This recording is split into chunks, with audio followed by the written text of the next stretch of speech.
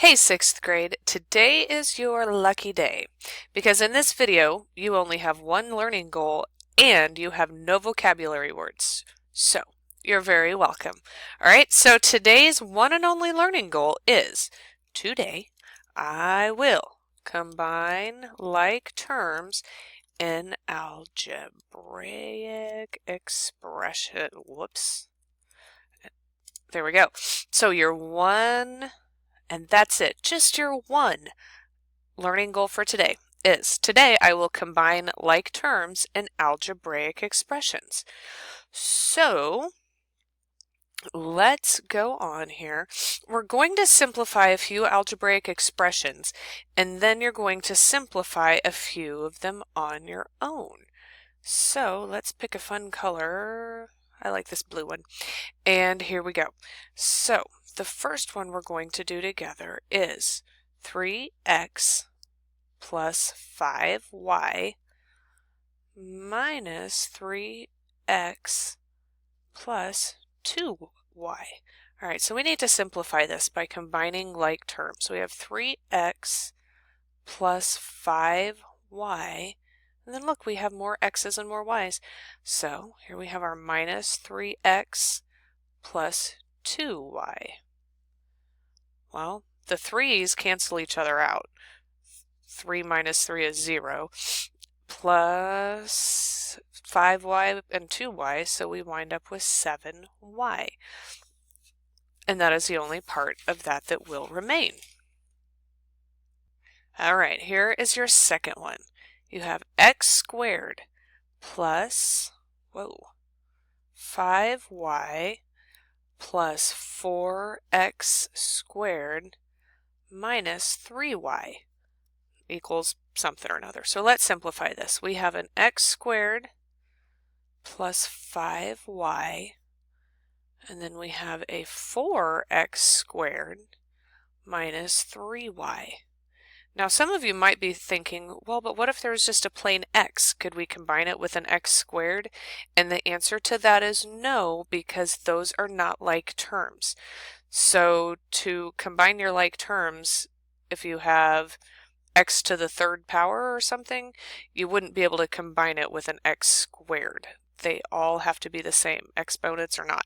So x squared plus 4x squared gets us 5x squared, and 5y minus 3y is 2y.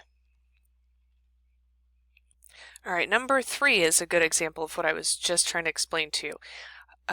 We have 4x cubed minus 5y plus 3x squared plus 2x squared. And since the x squared and the x cubed those are different terms, you cannot combine them. So we could go like this: 4x cubed minus 5y plus 3x squared. And the only like term that we can combine here is the 3x squared plus 2x squared. So, as far as simplifying this one goes, all we can do is 4x cubed minus 5y plus 3 plus 2, that is 5x squared.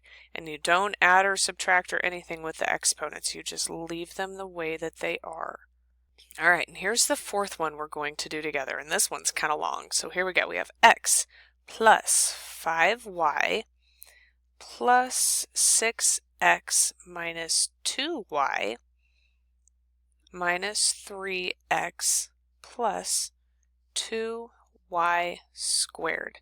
Well, let's see here. We can combine our x's. We can also combine the y's. And then this y squared thing here is just all on its own.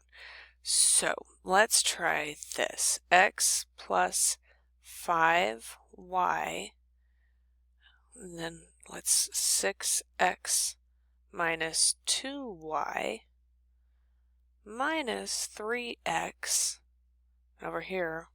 plus 2y squared, because there's nothing that one can be combined with. So x plus 6x, that's 7x, minus 3x, that gets us 4x. And 5y minus 2y is 3y. And then there's nothing to combine this little guy with, so it just ends up being plus 2y squared. So after we simplify this big long thing, all we come up with is 4x plus 3y plus 2y squared. Okay, now it's your turn. You will simplify each algebraic expression that I give you on here. You will use the distributive properties first, which we've covered in our past videos, and then you will combine like terms. If you suddenly are like, oh my gosh, what the heck are distributive properties? Look back in your notes or look back at the other videos that we've had assigned to our class on Google Classroom, and you'll find what you need. So there are 4 problems or 4 algebraic expressions that you need to simplify. So number 1 is 2 times 2x plus 5y